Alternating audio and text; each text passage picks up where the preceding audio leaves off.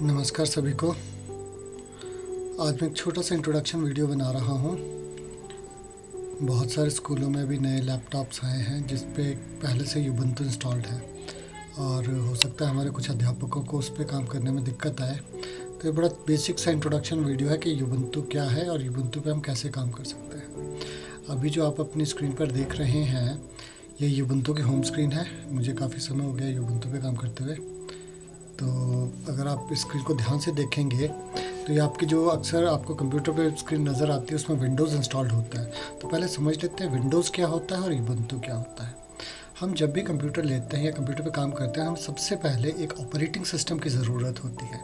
Operating system वास्तव में वो सॉफ्टवेयर है जो कंप्यूटर पर इंस्टॉल्ड होना चाहिए, तभी आप उस पर काम कर सकते हैं। तो अलग अलग कंपनियाँ अलग अलग ऑपरेटिंग सिस्टम कंप्यूटर पर डालती है और हमारे कंप्यूटर पर अक्सर विंडोज़ इंस्टॉल्ड होता है, लेकिन विंडोज़ जो है वो एक पेड ऑपरेटिंग सिस्टम है।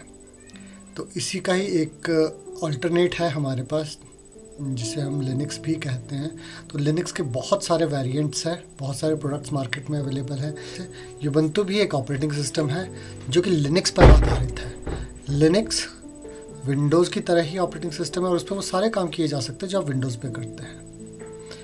तो जो लिनक्स है इसका इंटरफेस जो है, इसका जो आपके सामने स्क्रीन आती है वो हल्की सी अलग है और इस पर काम करने में भी बहुत हल्का सा फ़र्क है। तो अगर आप समझने की कोशिश करेंगे तो बड़ी आसानी से आप लिनक्स पर भी काम कर सकते हैं। लिनक्स के वैसे तो बहुत सारे वेरिएंट्स मार्केट में अवेलेबल हैं जिनमें यूबंतु सबसे ज़्यादा पॉपुलर है। हम शुरू कर रहे हैं। सबसे पहले ये स्क्रीन जो आपके सामने नज़र आ रही है ये यूबंतु का डेस्कटॉप है। डेस्कटॉप मतलब जैसे विंडोज़ में डेस्कटॉप आता है जहाँ पर आपको वॉलपेपर नज़र आता है, बॉटम पे आपको स्टार्ट बटन नज़र आता है, आइकन्स नज़र आते हैं, तो उसी तरह से ये भी डेस्कटॉप है। फ़र्क इतना है इसमें कि इसका जो स्टार्ट बटन है, इसमें स्टार्ट बटन नाम की कोई चीज़ नहीं होती है। इसमें स्टार्ट बटन की जगह तो ये जो लेफ़्ट हैंड साइड पे आपको लंबी सी पट्टी नज़र आती है इसे डॉक कहा जाता है। इस पे आपके बहुत सारे ऐसे आइकन्स नज़र आ जाएंगे जैसे विंडोज़ में बॉटम पे नज़र आते हैं, उसमें आप किसी भी आइकन पे क्लिक करके डायरेक्ट एप्लीकेशन खोल सकते हैं, सॉफ्टवेयर खोल सकते हैं। इसी तरह से इसमें ये जो पट्टी है ये राइट हैंड साइड पे आती है, सॉरी लेफ्ट हैंड साइड पे आती है। और इसी में स्टार्ट बटन नहीं होता। स्टार्ट बटन की जगह आपके पास ये शो एप्स नाम का एक छोटा सा आइकन जो बिल्कुल सबसे नीचे नज़र आएगा आपको। इसे लॉन्च पैड भी कहा जाता है। आप इस पर जैसे क्लिक करेंगे आपकी स्क्रीन पर बहुत सारे सॉफ्टवेयर आपको नज़र आने शुरू हो जाएंगे। आप स्क्रॉल कर सकते हैं माउस से, या फिर अगर आपके पास टच स्क्रीन है तो स्लाइड भी कर सकते हैं। तो जितने भी सॉफ्टवेयर आपके कंप्यूटर पर इंस्टॉल्ड है वो सारे नज़र आ जाएंगे आपको। अब आपको सारे सॉफ्टवेयर तो याद रहेंगे नहीं, या एक एक करके देखेंगे तो बहुत लंबी लिस्ट होती है। तो आप क्या कर सकते हैं, किसी भी सॉफ्टवेयर का नाम यहाँ पर डायरेक्ट सर्च कर सकते हैं। जैसे मान लो अगर आपको क्रोम चाहिए तो आप, फिर से दिखाता हूँ, आप लॉन्च पैड पर क्लिक कीजिए और यहाँ पर क्रोम टाइप कीजिए। तो अगर क्रोम आपके कंप्यूटर पे इंस्टॉल्ड होगा तो वो सामने नज़र आ जाएगा और अब आप इस क्रोम पर क्लिक कर सकते हैं तो इससे आपके क्रोम खुल जाएगा। इसी तरह से अगर आप ऑफिस वर्क करना चाहते हैं, जैसे कि विंडोज़ में आपको माइक्रोसॉफ्ट ऑफिस मिलता है जिसमें वर्ड होता है, एक्सेल होता है, पावर पॉइंट होता है। यूबंतु में भी इस तरह का एक पूरी ऑफिस एप्लीकेशन है जिसे हम लिब्रे ऑफिस या फिर ओपन ऑफिस कहते हैं, पर लेकिन वो इसमें इंस्टॉल करनी पड़ती है। तो चांसेस है कि आपके पास जो कंप्यूटर है उसमें ये ऑलरेडी डला होगा। तो इसको अगर आपने स्टार्ट करना है, अब आपने नाम ध्यान रखना, अगर आप लिब्रे ऑफिस पे काम करते हैं, मैंने अपने कंप्यूटर में लिब्रे ऑफिस डाल रखा है, तो लिब्रे ऑफिस में जैसे आपका माइक्रोसॉफ्ट वर्ड होता है, लिब्रे ऑफिस में उसके स्थान पर आपको मिलेगा लिब्रे ऑफिस राइटर। जिस तरह से आपके पास MS एक्सेल होता है, यहाँ पर आपको मिलेगा लिब्रे ऑफिस कैल्क। और जिस तरह से आपके पास पावर पॉइंट होता है उसी तरह से आपको मिलेगा यहाँ पर लिब्रे ऑफिस इम्प्रेस। तो ये तीन खास सॉफ्टवेयर जिन्हें हम अक्सर इस्तेमाल करेंगे, एक है राइटर, दूसरा है कैल्क और तीसरा है इम्प्रेस। तो मैं आपको राइटर के ऊपर बता देता हूँ। हमने लिब्रे ऑफिस यहाँ से सर्च किया था। आप इस पर क्लिक करके सीधा ही कैल्क भी लिख सकते हैं या राइटर भी लिख सकते हैं। अगर आप राइटर लिखेंगे तो डायरेक्ट राइटर नज़र आ जाएगा। अगर आप कैल्क लिखेंगे तो आपको डायरेक्ट कैल्क भी नज़र आ जाएगा। आपको आइकन की हल्की सी पहचान होनी चाहिए। और अगर आप इम्प्रेस लिखेंगे तो ये इम्प्रेस भी खुल जाएगा। अब इन सब की ट्रेनिंग तो आपको अलग से मिलेगी, आपको अलग से सीखने पड़ेंगे सॉफ्टवेयर। मैं हल्का सा आपको बताऊंगा कि अगर आप लिब्रे ऑफिस राइटर पर हैं तो उस पर किस तरह से काम होता है। तो ये देखिए लिब्रे ऑफिस राइटर की स्क्रीन है आपके सामने, ऊपर टाइटल बार है, ये 3 बटन जैसे आपको नज़र आते हैं, अक्सर ये बटन इस साइड को होते हैं। फिर आपकी मेन्यू बार, हाँ जो आपका माइक्रोसॉफ्ट ऑफिस में है उसमें अब इस मेन्यू बार के स्थान पर रिबन्स आते हैं, क्योंकि ये लिब्रे ऑफिस ओपन सोर्स है, इसमें अभी भी आपको मेन्यूज़ ही नज़र आएंगे और उसके स्टैंडर्ड टूल बार्स नज़र आएंगी। ये बिल्कुल वैसी ही टूल बार्स है जैसी आपको गूगल डॉक्स पे भी नज़र आती है, या इसका जो दूसरा वेरिएंट है मैं आपको दिखा देता हूँ, ये आपका एक्सेल की जगह हम यूज़ करते हैं कैल्क। तो ये देखो कैल्क ये खुल रहा है, तो बिल्कुल एक्सेल की तरह स्क्रीन नज़र आ रही है आपको। इसमें भी आपके फार्मूलेज वो सारी चीज़ें हैं, यहाँ पे आपका सेल एड्रेस नज़र आ रहा है, यहाँ पे अपना फार्मूला लिख सकते हैं, शीट बिल्कुल उसी तरह से नज़र आ रही है। तो आप इस पर भी अपना काम कर सकते हैं। हमें अक्सर ज़रूरत पड़ती है फाइल सेव करने की, और इसका जो फाइल सिस्टम है वो भी हल्का सा डिफरेंट है। मैं आपको बता दूं, अक्सर जब हम कंप्यूटर पे काम करते हैं, अगर आपको बताया भी होगा, आपके पास माई कंप्यूटर नज़र आता है, लेकिन लिनक्स में आपको माई कंप्यूटर नज़र नहीं आएगा। लिनक्स में माई कंप्यूटर के स्थान पर होता है फाइल्स, और ये जो फाइल्स हैं ये आपके सारी फाइल्स को मैनेज करने में आपको हेल्प करती है। आपका यहाँ पर अगर आप लेफ्ट हैंड साइड पे नज़र डालेंगे तो आपको ये कुछ शॉर्टकट्स नज़र आएंगे। इसमें सबसे ऊपर है होम। होम बेसिकली वो लोकेशन है या वो फोल्डर है जिसके अंदर आप आसानी से अपना काम सेव कर सकते हैं। इसी होम के अंदर आपका डेस्कटॉप नाम का फ़ोल्डर भी है, डॉक्यूमेंट्स नाम का फ़ोल्डर भी है और डाउनलोड्स नाम का फ़ोल्डर भी है। अगर आप पेन ड्राइव वगैरह पे काम करते हैं तो जैसे ही आप अपने कंप्यूटर पर पेन ड्राइव लगाएंगे, मैं एक पेन ड्राइव लगा रहा हूँ, तो आपने स्क्रीन पर देखना ज़रा क्या हुआ।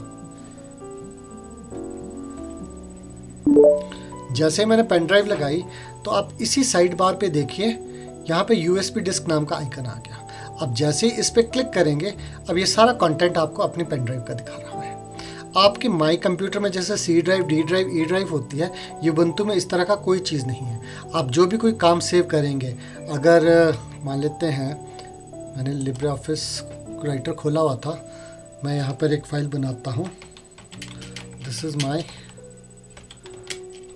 फर्स्ट फाइल, और जब हम इसे सेव करते हैं तो सेव करने की कमांड्स वही हैं जो आपके वर्ड पे भी चलती है, या फाइल पर क्लिक करके सेव पर जा सकते हैं। आप जैसे ही सेव करेंगे तो आप इस जगह पे देखिए, ये आपकी फाइल्स को डॉक्यूमेंट्स नाम के फ़ोल्डर पर सेव करने की कोशिश कर रहा है। आपको ये जो नाम नज़र आ रहा है इससे पहले, ये अक्सर आपके कंप्यूटर पर जिस यूज़र आईडी से आपने लॉगिन किया है वो नाम नज़र, उसके अंदर डॉक्यूमेंट्स। अब डॉक्यूमेंट्स के अंदर आप अलग से अगर फोल्डर बनाना चाहे बना सकते हैं। आपको डेस्कटॉप पे सेव करना है तो आप यहीं पर ही लेफ्ट हैंड साइड से आप डेस्कटॉप पे क्लिक कर सकते हैं, यहाँ पर फाइल का नाम ऊपर दे सकते हैं और उसके बाद इस फाइल को सेव किया जा सकता है। सेव का बटन भी इसमें ऊपर नज़र आ रहा है आपको, ठीक है। अदरवाइज़ हम डॉक्यूमेंट्स में सेव करते हैं, मैं डॉक्यूमेंट्स में सेव करता हूँ। यहाँ पर आप फोल्डर भी यहीं से बना सकते हैं अगर आपको नए फोल्डर की ज़रूरत पड़ती है। जैसे मैंने यहीं पे फोल्डर बनाया, मैंने यूबंतु इंट्रो इस फोल्डर को नाम दिया है और ये फोल्डर क्रिएट कर दिया। जैसे मैंने फोल्डर क्रिएट किया तो आप यहाँ पे देखें कि ये अपने आप उस फोल्डर के अंदर भी चला गया है। आप डॉक्यूमेंट्स पे बाहर आके देख सकते हैं, यहाँ पे यूबंतु इंट्रो नाम का फोल्डर बन गया। इसी पे ही मैं आपकी फ़ाइल सेव कर देता हूँ, राइटर फाइल। अगर आप चाहते हैं कि आपकी फ़ाइल विंडोज़ वाले कंप्यूटर पे भी खुले तो इस जगह पे आपने ज़रूर ध्यान दे देना, क्योंकि जब आप लिब्रे ऑफिस राइटर में काम करते हैं तो अपने आप उसको open text ODF text document format में सेव करता है। यहाँ पर आपको क्लिक करके बोलना पड़ेगा कि आपको आपकी जो फाइल है वो वर्ड से कंपैटिबल रखनी है। तो DOCX नाम का फॉर्मेट है, आप यहाँ पर आप इस पर क्लिक कीजिए तो आपकी अब ये जो फाइल सेव होगी ये किसी भी कंप्यूटर में जिसमें माइक्रोसॉफ्ट वर्ड भी है वहाँ पर भी सेव हो जाएगी। तो मैंने यहाँ पर ये फॉर्मेट बता दिया, फाइल का नाम दे दिया, सेव कर दिया। ये मुझे बोला क्योंकि इसका डिफ़ॉल्ट फॉर्मेट जो है ODF होता है, तो आप वाकई में क्या वर्ड फॉर्मेट में से सेव करना चाहते हैं तो इसे यूज़ वर्ड फॉर्मेट कर दिया मैंने और ये मेरा फाइल सेव हो गई है। मैं फ़ाइल बंद करके आपको दिखा देता हूँ। ये मैंने फ़ाइल बंद कर दी है और ये मैंने ओपन ऑफिस का छोटी सी विंडो भी बंद कर ली है। अब पूरा सिस्टम बंद कर दिया है। हम जाते हैं अपने फाइल्स पे।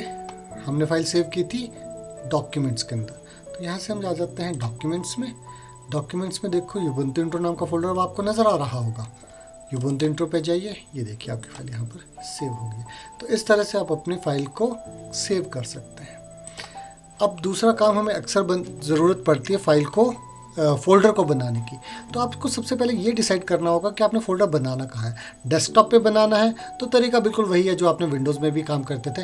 राइट क्लिक कीजिए, न्यू फोल्डर कर दीजिए, तो ये आपका न्यू फोल्डर बना देगा। देखो अभी नाम न्यू फोल्डर आया है। अब आप इसका जो चाहे नाम दे सकते हैं। अब ये इस नाम से फ़ोल्डर सेव हो गया।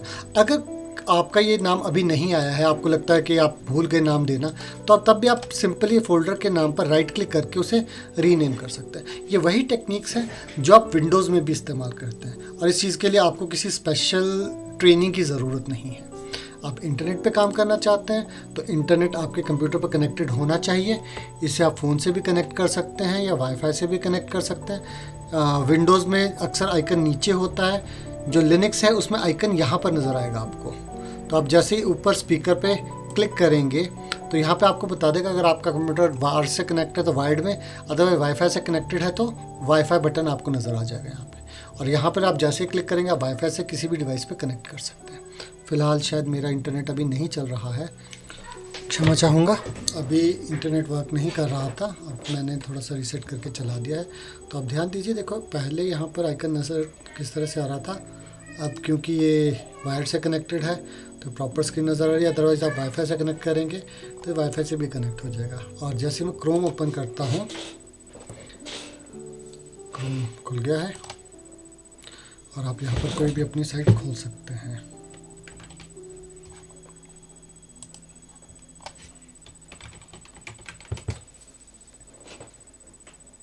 तो ये देखिए जीमेल खुल गया है। इसी तरह से अगर आप फेसबुक खोलना चाहते हैं या फिर आप YouTube खोलना चाहते हैं, मैं बेटा आप YouTube भी आपको ओपन करके दिखा देता हूँ।